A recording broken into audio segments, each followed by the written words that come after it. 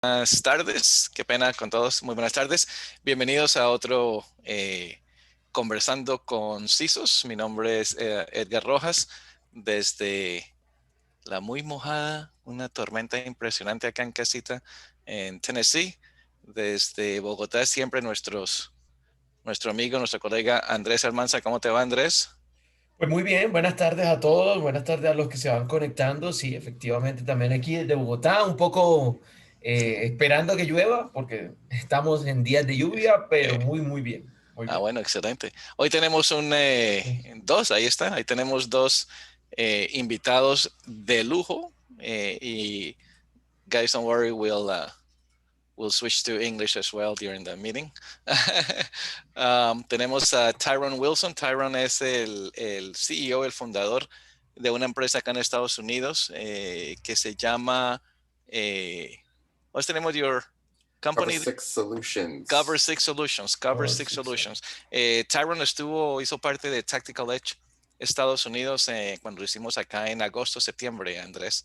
Ok. Fue uno de los ponentes e inclusive en la charla de él habló acerca de ascent y asustó mucho a nuestra presentadora. Le metió un susto con el tema de OSINT, con su teléfono celular, las aplicaciones y cómo le pueden encontrar información acerca de cualquier persona de acuerdo a la aplicación que tiene en su celular. Entonces, pobre Salma se asustó mucho con la charla de Tyron.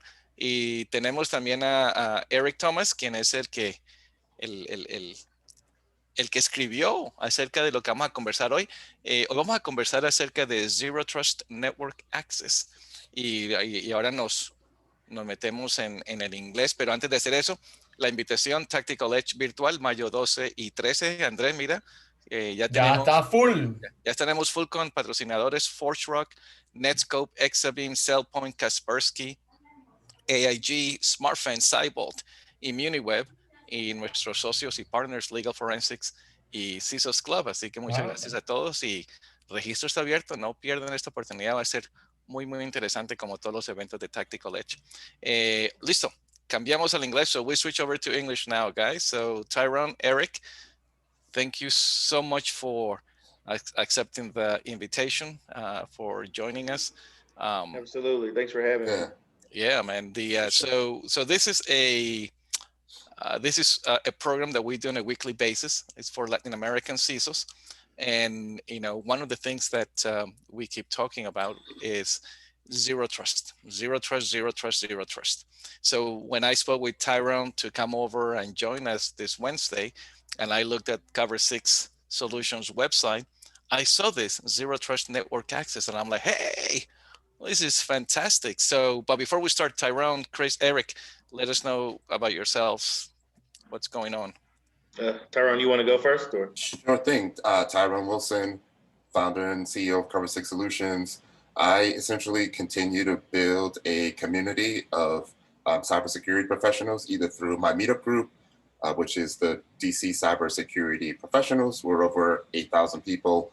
Then I also do some InfoSec consulting, from vulnerability assessments to penetration testing, and then some training as well. So I just continually try to do what I can to help people grow the company, speak on the panels, and share my knowledge of cybersecurity. And thanks for having me. Sure, man. Eric. Oh, yeah. My name is Eric Thomas, senior SOC analyst, as well as a policy and compliance consultant, and been in technology for about 12 years. And my goal is always just to help companies maintain not only a secure posture as far as an operations standpoint, but to also make sure that they're putting their best foot forward when it comes to compliance. I'm also a content contributor for Cover Six with Tyrone, and just very glad to be here and to talk about zero trust. Excellent, excellent. So before we start, Tyrone, tell us about your share the link. I know that you shared a link, but you shared it to panelists. Can you reshare that with everyone? Because I don't know how to do that. Okay, yes, I will. There it is. So what it is, it's called hashtag share the mic in cyber. It is a diversity push effort that started last year around this time.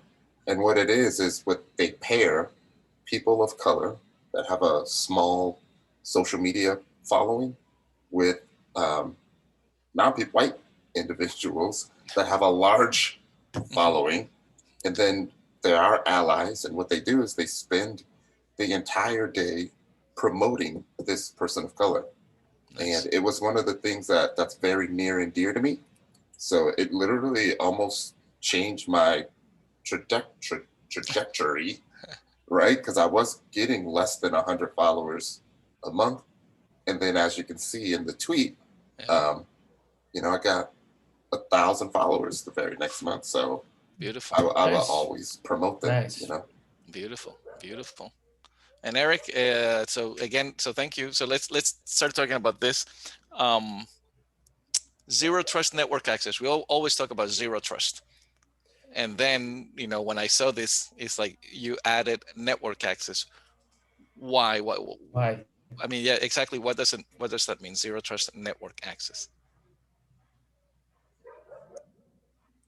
Okay. Well, I mean, I'll let Tyrone get into sort of the second part of that, but okay. I do think it's important, and I don't know if we've done it in a previous session, but to kind of speak about when we talk about zero trust, what it is in the context of the business, right? So, traditionally we saw, and I come from a networking background. Cybersecurity was actually the second thing for me in technology, but back in the day, I say that back in the day, I'm not that old, but back in the day, we had everything that was within the security perimeter was considered trusted. It was considered, a known identity within the security perimeter.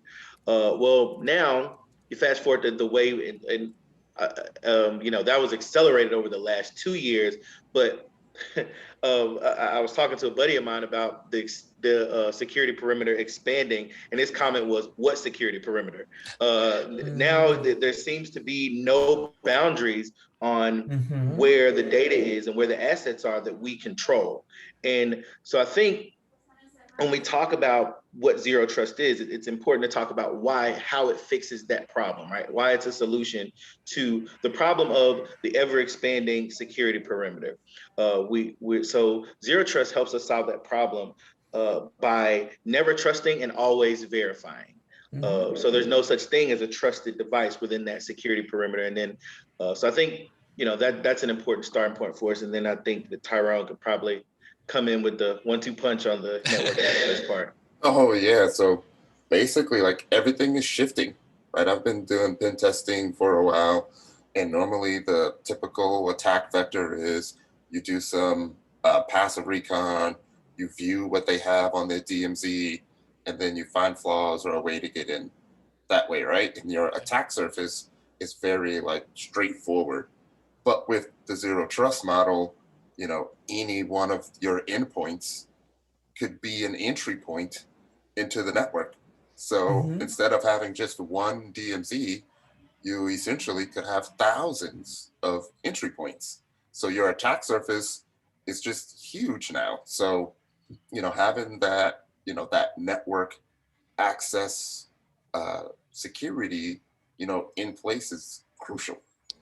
So last year, and we were having this conversation before we started live, last year around March or April timeframe, when we were having these shows in one of the episodes, we were discussing this whole thing, and the new normal, right? The COVID pandemic and everything, where one day after the next day, the 1,000 points of entry, like the 1,000 points of light that George Bush used to say in the old days. New 1,000 points of entries, right? And everyone was doing VPNs. Oh, we have to add more VPNs and stuff like that. Well, what I'm reading over here in this writing, I get the idea that VPN is still very important, or is VPN being phased out? Eric, what do you think? Or Tyrone, what do you think about that? Is it still an important aspect of security? I still think it's very important. But what I'm coming across is how organizations are managing that, right? And how an organization is like issuing the hardware for that. So a lot of companies will just let the user use their own laptop, connect to the VPN, and then start traversing the network to do what they have to do. Well, as a pen tester, when you're doing, the assessments on the network, right? You know, you're not testing the corporate, quote unquote, infrastructure that is normally machines or laptops that have been bought by the organization, right? You end up testing the individual's laptops because they're connected to the VPN. So, Yeah. you know what I'm saying? Yeah. Go So ahead. Go. it's still important, but I don't see how they're like managing that correctly, or using a firewall to block that off, or even just monitoring that activity, because some of the things I'm seeing, there's there's no alerts, there's no monitoring, there's no blocking, so any user can essentially be an attacker. It's been really weird the last 6 months. Yeah, I agree with you, Tyrone. I think that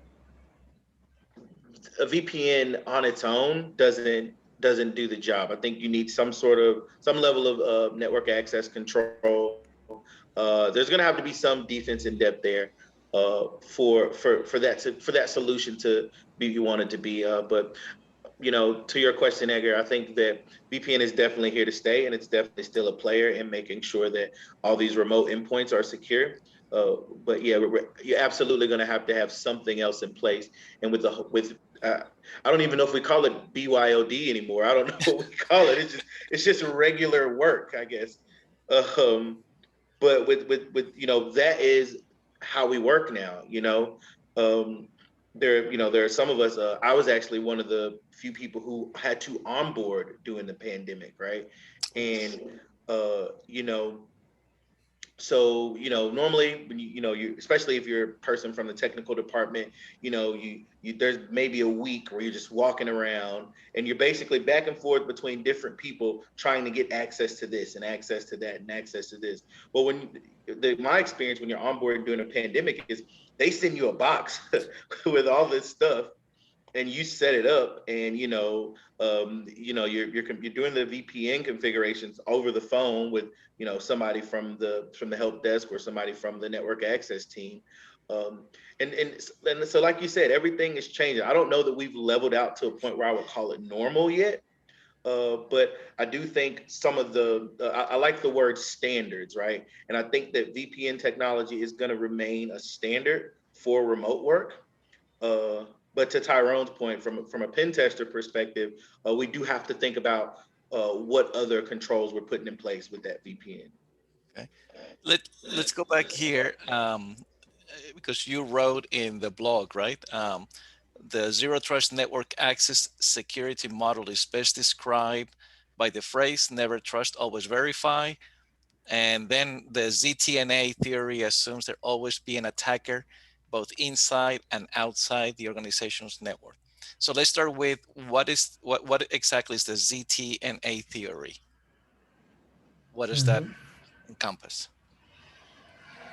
Tyrone, you want to grab that one? So in a nutshell, you're just gonna deny everything Okay. until you can fully authenticate and authorize properly, right? So in the military, we had the denial, permit by exception, firewall rules, right?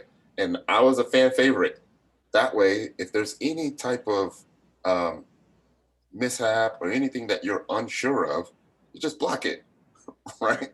And Right. then wait for a phone call. If it's important, they'll call you back. Um, but a lot of organizations don't use that model, and they should, right? So in a nutshell, that's what the ZTNA is. Okay. You want to expand on that, Eric? Yeah, no, I mean, you hit the nail on the head. It's deny.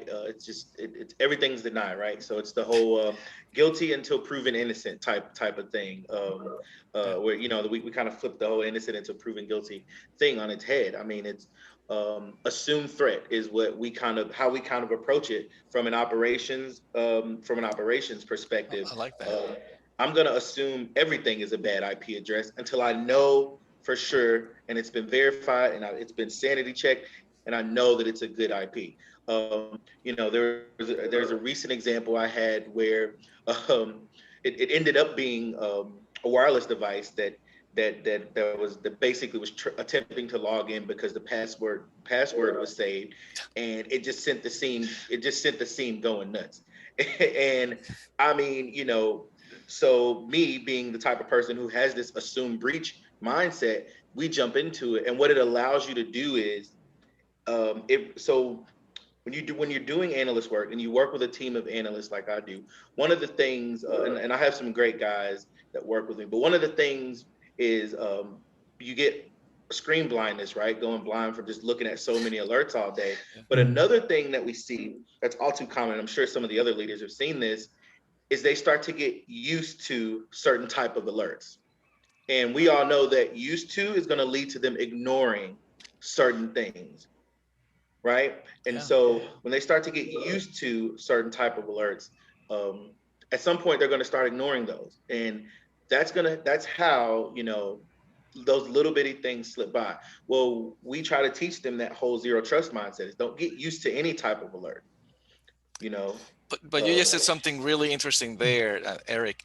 Teaching the mindset of zero trust. So Yes. yeah, so yeah, I mean Yes. That that I right there is say very, yeah. because at the beginning, I totally agree that when you speak about zero trust, you speak about a concept, not a yeah, technology. yeah, That is, Eric said this, and your words trying to now he put a strong word and say Yeah, mindset, a mindset. mindset with zero trust. But the reality, because the reality, what is people trust, but people don't trust too, right. and you have acts, yeah, to trust. How do you teach this? Because this is very important and very special and very That's, important, because with this you can design the concept in yes, your network. Yes, yes. if you don't design this concept in your head, you cannot design this concept in your network. It's that simple, but it's not Yeah, easy no, to design absolutely. this mindset. Absolutely, and I think when okay, so when teaching zero trust, and this Tyrone and I have, he knows I'll go into long conversations of criticism about the industry, but Go for it. I think it starts with the foundation, right? We have to teach. We have to teach when security professionals and new analysts come into this field, right? We have to teach them that least privilege is a mindset supported by technology. Yes, You know, zero trust totally is agree. a mindset supported by technology. Identity and access management is a mindset supported by processes and technology, right? So we have to start with the way that we think about these concepts first of all. What does least privilege mean as a concept to you? You know what I mean? And then you take that to zero trust, and you say, what does zero trust mean as a concept? And then you say, how do we build a process around it? And then how do we get the technology that supports those processes? And now you literally have zero trust from the people to the technology to the processes, and then it starts to work in your network to where you got a bunch of people walking around saying, hey, um, yeah, I see you have a badge. I see you have, a badge, and but I'd appreciate it if you let me close this door behind me and you badge in. I'd appreciate it if you didn't follow me. You know what I mean? Yeah, I've seen you around here before. I've seen you in the building before. Because zero trust doesn't have to be just technology, right? right. Mhm. Um, so when you start to teach that concept and that mindset, it protects the business. It makes us better as security professionals, um, and it allows us to permeate that throughout the organization. So teaching that mindset is really important. Tyrone, Because you Tyrone wants to jump in there. He's like itching to jump in there. What's up, man? No, I mean, he said it perfectly. And the only thing I was going to add is that, it would need to be transferred to all phases of the job. And then that's when you just mentioned it. So I remember when like OPSEC was the thing. And then we used to make jokes about OPSEC to a point where you'd be like, hey, what's your name? And they'd say OPSEC, right? They'd make an OPSEC joke. But that means like that was built into the culture, and then it became okay, to like leave someone at the door, or to not say your name, or to respectfully ask someone to badge in, because it's part of the culture and everyone understands. So absolutely. Yeah. I did that once a long time ago before security was thing, and I also Eric was also part of networking. I work for a networking company, and I remember I was walking into the building, and there was a lady walking behind me, and she was going to do the famous tailgate. So I stopped and I said, "Sorry, right? You have to, do it yourself." So I locked the door. It turned out that this lady was the VP of the company, but she commended me for being security conscious, and she was like, that's exactly what you need to do. So again, it's part of the culture. Andres, you were going to say something. That I say that Eric, remember me Remind me. that remind me that the problem is administrator, because they don't follow this mindset. Because people in general Eric is getting don't have a excited. problem. He's like, now we're talking. Let's go. Because people in general, if you say people, whatever, non-user people, they don't have a problem with restrictions, or this kind of Yeah, the control. rules, yeah, But controls, yeah. when Eric talk about mindset and deep in this concept, and I say the problem is administrators. The problem is super rude. The problem is us professionals, because we don't agree with this kind of mindset. We have to Change. have this Right. the super user in whatever. Yeah. That is Yeah, no, you're strange. absolutely right. You're absolutely right. As an industry, I think for so long, we as IT professionals have been used to sort of having the keys to the kingdom. Too many of us have root accounts, too many of us have administrator accounts. You got server guy, you got network, you got Cisco guys with domain admin credentials, and it's just like, what are you doing? But to your point, that's where we're going to have to start shifting the mindset. You're going to have to force even technical professionals to, and you're going to have to look at them and say, hey, think about what you do. Least privilege applies to you too, buddy. Least privilege applies to you too, buddy. Do Yes. you need access? And it's like, well, what if this happens and that happens? Do you absolutely need access? And Eric, Tyrone, so again, we go back to being a cultural mindset, right? Cultural mentality.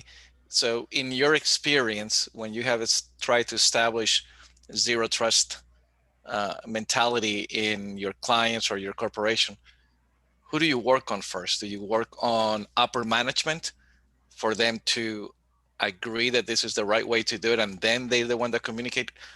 I mean, because you cannot do everything at the same time. So where do you focus, Yeah, to start the it's conversation? definitely got to start at the top, right? So Gotta what start I've at the been top, senior seeing leadership. is, we're spoiled, right? And technology allows us to be spoiled with high-speed internet access, different applications. Like we want what we want when we want it, right? And the internet allows us to have that. So when you're at work and you can't get what you want right away, it becomes really cumbersome, and it turns into, a political protest. And Yep. you have to get upper management to stand firm, for the sake of security, right? For the sake of privacy, for the sake of, authorization, all the buzzwords, Yeah. right? But in order for the people to buy into it, you have to find ways to have it affect the people on a personal level, right? So if they mess up here, like you need to demonstrate what that could mean. And sometimes you really, really have to shock them, like how I did with the selfie stalking. Yeah. Right? Like you really have to like do that to bring it home, you know? Yeah, because you make it personal, right? And it becomes part of you. Alberto Solano, gracias Yes. Alberto. He comes in here and he's like, zero trust itself, since it starts from a mindset, may seem like being too paranoid. And and, But I and that's what say that, and that's what Eric was saying, right? I mean, you have to. yeah. I mean, you have to. But you know, and I understand the point of Alberto, because I say it's possible that you don't have to be paranoid, but you have to be. Aware. I mean, it's two different things, Yeah, right? it's So no, you're absolutely right. I don't think it's being paranoid. Let's use the human yes. body. Let's use the human body as an example, right? The human body, the immune system, right? The immune system is suspicious of anything foreign. It's suspicious of anything foreign. Now, it has other organs throughout the body that says, "Hey, this is okay. These are proteins. I'm good at processing these. Mhm. This is oxygen. I'm good at processing these." That's just verification, because the immune system doesn't like anything. And as security professionals, we have to be that immune system that immediately kicks into action when we see something foreign, right? Now, the thing is, we don't have to be paranoid about it because we're business, right? So if Tyrone is, let's say Tyrone's the imaginary director of new client acquisition at our imaginary company, I don't have to be paranoid when I start getting emails from a new domain. I don't have to be paranoid, but I do have to verify. I do have to be suspicious enough to go to Tyrone and says, "Hey, are we doing business with a new client? The SecOps team wasn't notified, and so we hadn't allowed this domain through. I need you to verify this domain before we allow it through. I need that in writing so that when we put this new rule in our ESA or whatever appliance we're using for security, there is a paper trail of verification all the way through." So it may seem like paranoia, but once you start to put it into practice, it's just a system of verification. It's suspicion. That, I'll give you that word. It's definitely suspicion. It's sort of that but I how if anybody has a hound, whenever hounds see something that's weird, they go, "It's that." It's that. It's that as a mindset. that suspicious is not the same that paranoid. But I Right. suppose that Yeah. is the idea. You have to verify all and try to put your attention of the most important thing, because at the end, paranoid maybe can So be don't help your business. yeah, Yes. yeah. It could save you millions Yeah. in a very real sense. It could save you millions. Yeah. I was just gonna say that, right? So the paranoia can help you as long as you have control over it, right? I mean, there are times where I'm walking down the street and someone will do something simple like ask me for directions. And they'll be like, "Hey, how do I get to so and so?" And then I would take a step back, right? I would look at their hands, I would look at their glasses to see if they're recording me or if they have contact lenses, right? Or a Bluetooth reader. And I'd be like, "Why are you asking me for directions in 2021?" Right? You have a phone, you have Google Maps, It's a little right? suspicious. Like, A yeah. little suspicious. But then because I, on the back end, like I teach social engineering, I teach pen testing, and seeing all of the possibilities makes you paranoid, right? Yeah. To where you go to a restaurant and now you're looking at cameras, you're looking at network ports, right? You're looking at people taking pictures. And like you Yeah. said, it's good to be aware because it will still help out and make you a little bit defensive and at least check on it. But I do like that Yeah. analogy about the immune system, Eric. Can Yeah. I It's use just that? I'm just yeah. I used to watch this show called Burn Notice on Oh, it's a USA, fantastic show. Yeah. and one of the things he always says is just like thieves have the best alarm systems. People who break into homes have the best alarm systems. And so to your point, Tyrone, once you know what's out there and once you know what type of threats exist, you do start to become a little bit more concerned about it. And it seems weird when only, and here's another thing that we have to get better at as security professionals.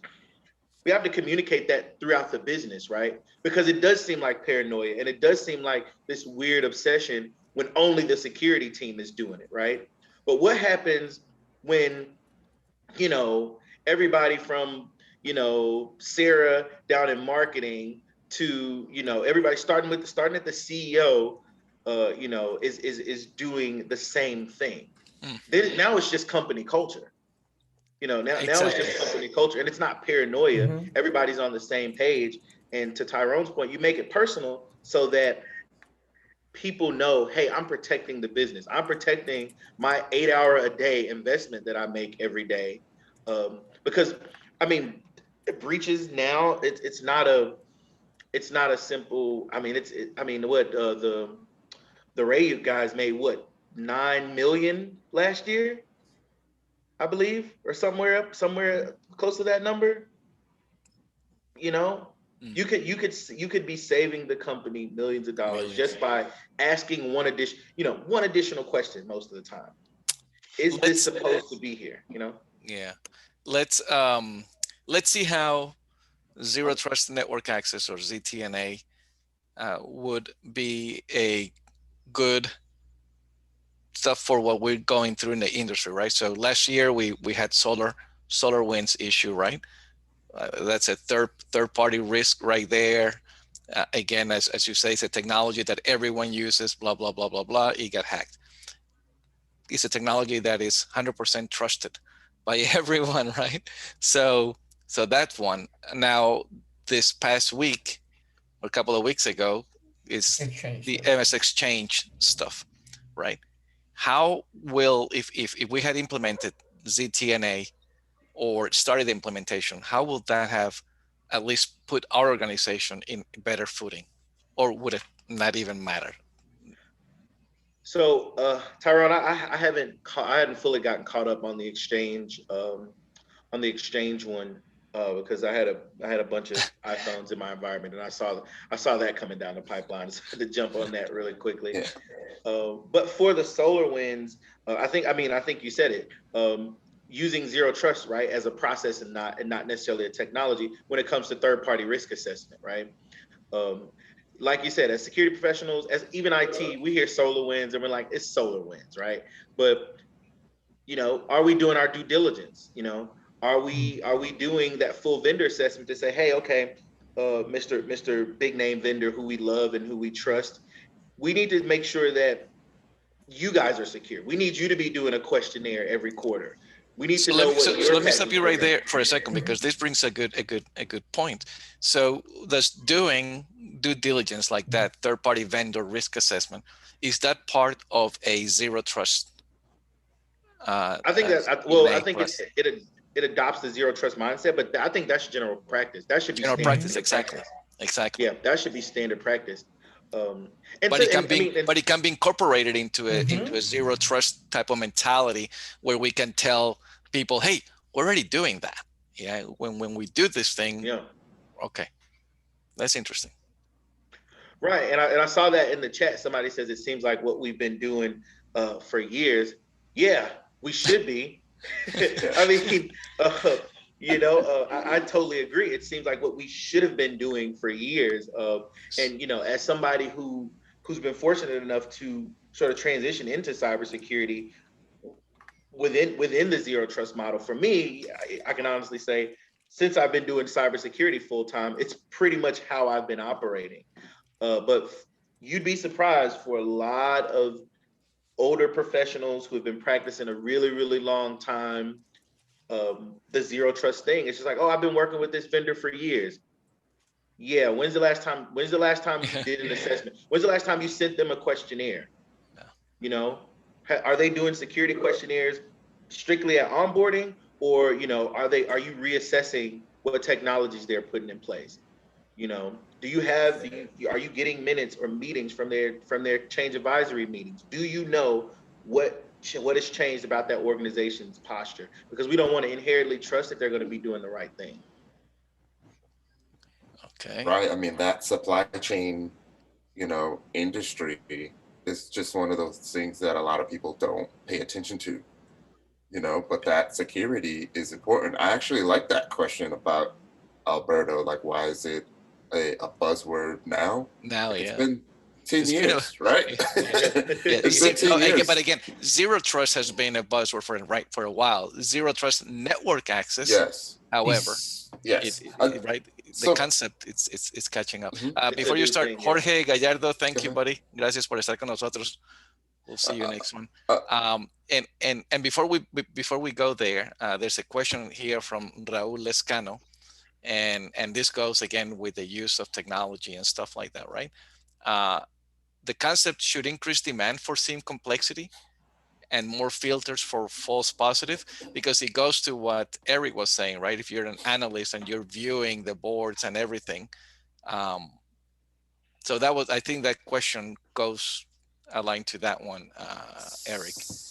Yeah, no, I like the questions about false positive. Well, I wanted to make sure, Tyra, Andres, did you have something else you wanted to add on that last one? I don't want to cut you off if you had something else. Andres. Andres, sorry. That's my good old Tennessee Southern accent coming out there. No, so that's a Eric, you're in Tennessee? Awesome. I'm from Tennessee. I live in okay, Florida. good. Okay, good. So yeah, to that point about false positives, and I guess that leads us sort of into the technology, right? Yeah, You exactly. have to have the infrastructure to manage this, because you are going to get a ton of alerts, right? And this is where taking the time for tuning and onboarding is going to save you tons of time for, like I said, you're going to give your analyst screen blindness. You're going to get a ton of false positives at first. I mean, because you're going from, hey, we trust these things that are in our perimeter. We don't trust anything. we don't trust anything. So you're going to get a ton of false positives. You're going to get a ton of, we don't even think about the small processes that use, WMIC. How many tools and little applications do we have in our environment that use WMIC? In a zero trust infrastructure where you're tuning your SIEM or any of your endpoint detection, when they see that, they're going to say, oh, somebody's doing reconnaissance. You know what I mean? Okay. And you're going to get thousands of alerts for WMIC. And it could be something as simple as, I don't know, your vulnerability management system checking for hot fixes. Just little bitty things like that. It's going to feel like reconnaissance to a zero trust system, but you have to get it to the point where you're tuning out those alerts, right? You're teaching the technology, okay, these are things that are normal. These are things that are baseline. Now, you never stop checking against that baseline, because that's where zero trust works its way back in. You never stop checking against that baseline. Periodically, you're going back to that baseline and you're saying, okay, well, does this still apply to us? Is this still the same? Should this process still be doing this? And you're checking that constantly, but it takes some tuning. It takes some tuning. And like I said, fortunately, I've been fortunate enough to come in environments where zero trust was already a thing, where it was already implemented. Nice. But for a company or an organization that has to transition, you may be looking at, a project that lasts you, a year to 2 years to go full zero trust. Nice. One of the comments here from Gustavo Camacho. That is excellent point. Really, this is excellent point. Gustavo Camacho say one of the basic principles when dealing with third part is to assume that they have no cybersecurity measure. But Absolutely. This is that I convert this in a question. We have to do this because today, don't do this. We don't do this? We don't do this. Yeah. You assume that your third part is secure because your trust. Remember, people trust. They naturally trust by default. Yeah. Trust by default. People don't trust by default. People trust by default because this is nature. People trust. And I say this is an excellent point, because how do you transform this and try to teach that don't lose your trust with your third part and don't trust in this in any way case. Let's go.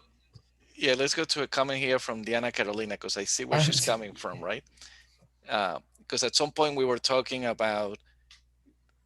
to high level executives and so forth, and get their buy-in.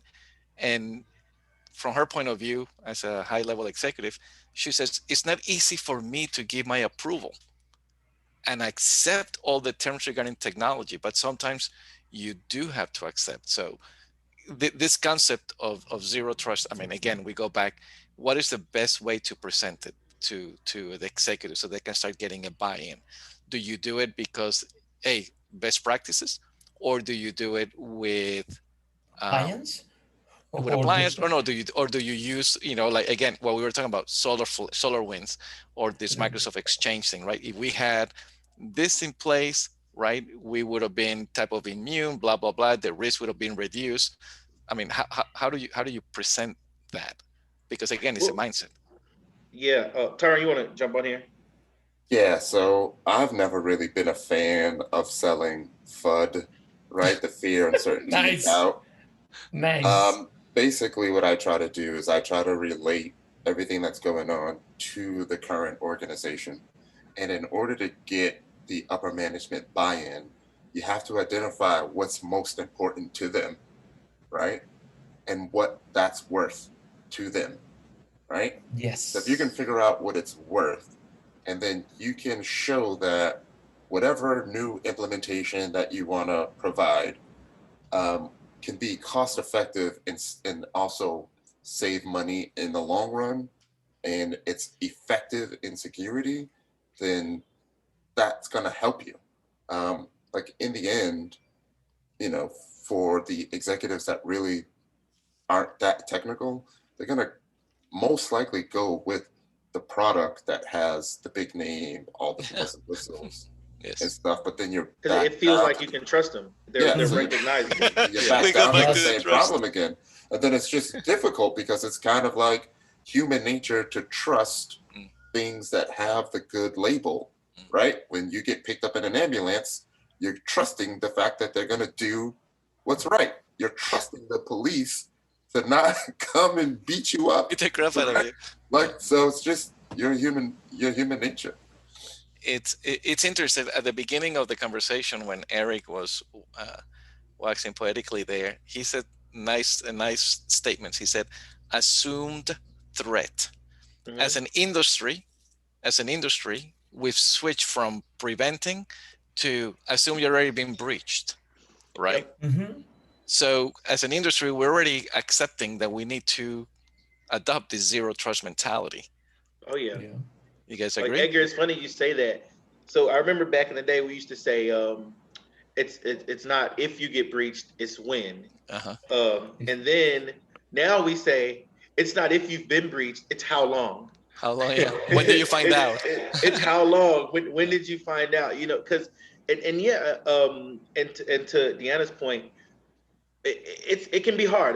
But I agree with Tyrone. As a consultant and even as a professional, I don't like selling fear, uncertainty, and doubt. I don't want to scare you into buying a product. And one, integrity. Two, it also can create a weird sense of expectation.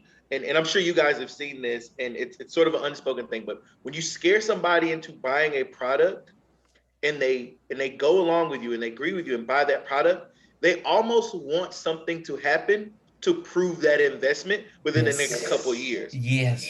And you'll get a phone call where they'll go, well, we implemented this whole thing and we haven't had a breach. And you're thinking to yourself, well, do you want one? But it's so when you're trying to sell fear, when you're trying to sell something like that. So as professionals, we're going to assume breach, but we are going to have to find out what they're interested in.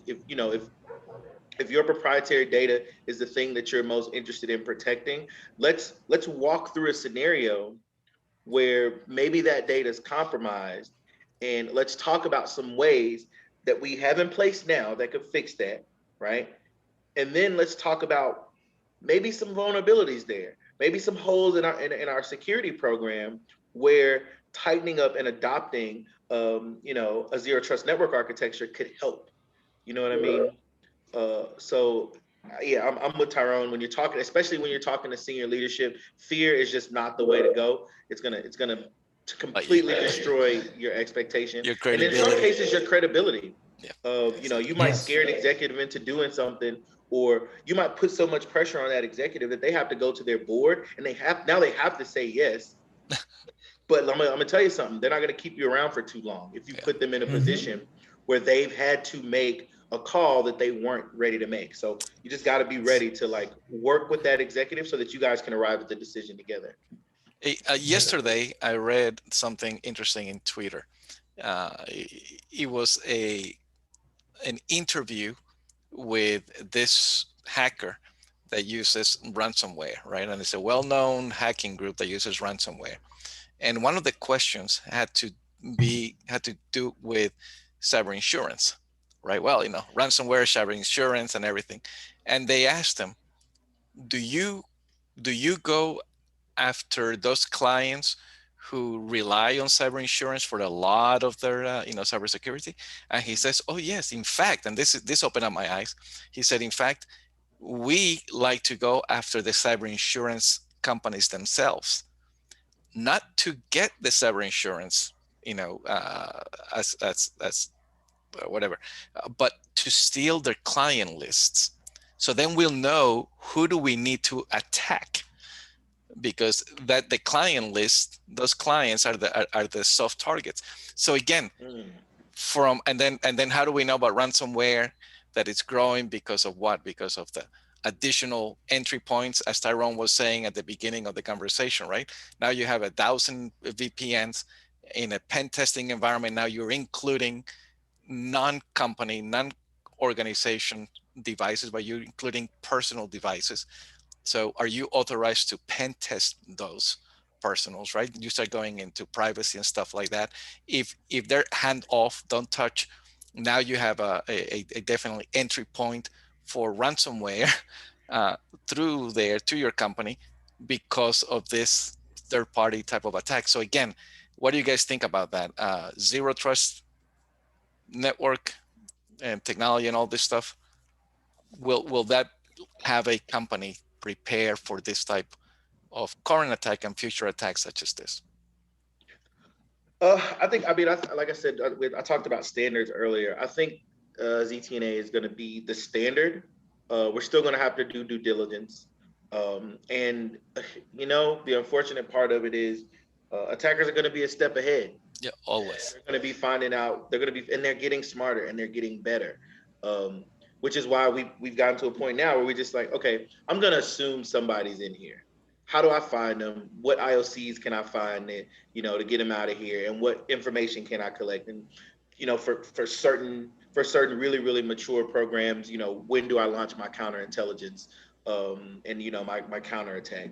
But I think it helps though. I think it makes it a little bit more frustrating for an attacker when they're running into essentially they're forced to get new credentials, get new ways to authenticate at every hop they try to pivot to, right? So it's not like you may get admin credentials to That's a good this point. server, and you think to yourself, oh, I got admin credentials, I can move through the network. But then you go from that server and you hit a NAC, and the NAC's like, sir, I need new credentials. And now you got to go get those credentials. And then you get those credentials, and then you try to jump to, another virtualized environment. And it's like, oh, nope, I need a different set of credentials. I need you to, verify who you are. And so now, as an attacker, it makes it a little bit. Now, the unfortunate part is, and I think that this is one of the things that we have to always talk about, right, is for a lot of this implementation is going to happen in your medium to large size companies. Unfortunately, this is going to make some small companies soft targets, and those small companies are going to get targeted more often now. And that's where the mindset of it comes in, because they're not going to have this. They're not going to have the resources to get the technology that does it for them, or that automates it for them, or they're not going to have the resources to, have a SOC with eight SOC analysts on it. You know what I mean? So But we go back to what you said at the beginning, right? it's not only technology. Zero trust is it's a mindset. It's not it's not a technology. It's driven by a mindset, by processes and procedures. List privilege access. You don't need to go buy anything new. It's already there. Just configure the darn thing properly, right? So and I like the way that you said it, right? The zero trust network access is basically building is building defense in depth in your environment. When we have to stop thinking that defense in depth is hardware, right? Firewalls and blah blah blah blah blah blah. I mean, this is requesting a new credentials. If you already hacked into the system, doing a lateral movement, and now you get to the next one, and now like, oh man, I got to get new credentials for this.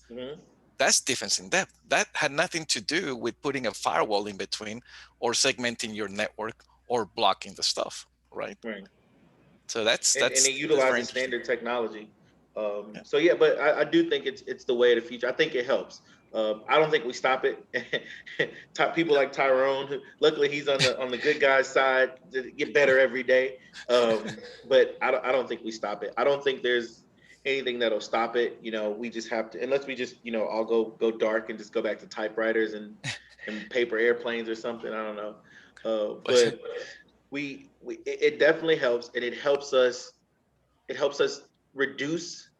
I would say it reduces the attack vectors slightly, and I think it makes analysis, threat hunting, and I think it makes that happen a lot faster when we assume everything is bad. I saw Tyrone, my bad. So you want to jump in there? No, it's cool. I was just gonna say that it's gonna help, but just like anything, the attackers are just gonna adjust, right? And the attacks are gonna be a little bit longer, and they're gonna be a little bit more personal now, because they'll need 2 or 3 pieces of identification and a password and multi-factor information to actually like hack into a system now. And it won't just be hacking, it'll just be, I have successfully, sprayed and gotten your password, right? So that's where it's going to lead to now. And then I also see it leading to, attackers attacking third-party systems that like have your backups, right? So your Mac has a full image backup almost every day and an incremental backup every hour. So I don't need to hack you if I can just get a copy of your machine's image, right? So that brings us back to the supply chain. How are we ensuring that only I can copy my image? So, it's going to help. I think attackers are going to adjust. We'll have to adjust as well with new technologies, authentication. Like you can't micro segment the entire internet, right? Yeah. So, No, exactly. Diana Carolina Pinzon has a good comment. I think that in terms of access credentials, we have more risks when biometric data is stored, and we've been talking about that in the industry. It's like, oh my God, how am I going to get new fingerprints if they're already stolen? And then she says, not only for companies but also for users who send their biometric data to the system. I mean, that's a big issue coming up. Yeah, so I'm way more of a privacy nut than I am a technology nut, and I am not a fan of biometrics whatsoever. And I say that as somebody who has 2 iPhones, one with a fingerprint and one with a facial recognition. But here's the thing. These are my personal devices, and Apple's already watching me, and Google has maybe 2% less information on me than Apple. But here's the thing. Whatever, I don't think we're at a policy and legal standpoint to deal with company owning biometric data about its employees yet. I think we have to get there before we can ever talk about it being a feasible solution for authentication and identity and access management. Now it's implemented in some places, but I mean, the legalities that does the company own my fingerprints now? You know what I mean? It's a lot. We can't get it. We can't get employees to read the acceptable use policy. What happens when we write a policy that tells them what we can do with their fingerprints or scans from, or an iris scan? You know what I mean? Nobody reads those policies. Exactly. Are we reading the EULA for the iPhone? Right? No, nobody does. They're Right? shooting lasers at your face. Dangerous. Yeah. The old phones had your fingerprint. You know, it's incredible. Guys, run out of time, man. This was like, holy crap. Oh wait, is it 2 already? Okay. I told you this this always happens. The conversation always flows, and it's really good. And if you notice, we started with zero trust, and we ended up talking about biometrics and privacy. That's how it goes, right? Because all off topic, though. But it touches everything, and this is the whole thing, right? This is not something that is, we're going to talk about this silo. All of security is interrelated. There's got to be, you can't talk about one without talking about everything else around it. It's impossible. So Eric, Tyrone, last words from you to the public here. Thanks. This was fun. Love to come back and talk security stuff or data privacy stuff anytime. I didn't put my Twitter handle in there, but it's at Blue Team Thomas. So it's just Blue Team and then my last name, all lowercase, at Blue Team Thomas. And if you want to email me, you want to have a chat, whether it's on live, you can email me at Eric@Blue Team Thomas. If you have and I would love for some of the CISOs in the audience to come by and do an interview maybe, and I could post it on the blog. I'm sure Tyrone and the family over at Cover 6 would appreciate that. And Edgar, Andreas, thank you for having me. And this was fun. Nice. Yes, thanks for having me. This was really, really fun. I'd love to do it again. Anytime. Ty Wilson 21 on all social media platforms. I'm always here to help. My DMs are always open. And if there's any companies out there that need training or consulting, let me know. You got these two guys here. Dale, Andres. For me, I have only one sentence. Have a zero trust mindset. You have to stay in the center, not to be the center. Because the most important thing are help them, not satisfy yourself. Okay. This is my sentence for this, because this conversation was very interesting. Inspirational for me, maybe. All right. Bueno, a todos, de verdad, muchas gracias por acompañarnos otra vez más. Lo esperamos en Tactical Edge virtual. Tyrone, Eric, again, thank you so much. Andrés, abrazos, papá. Cuídense mucho. All right, guys. Trust no one, everybody.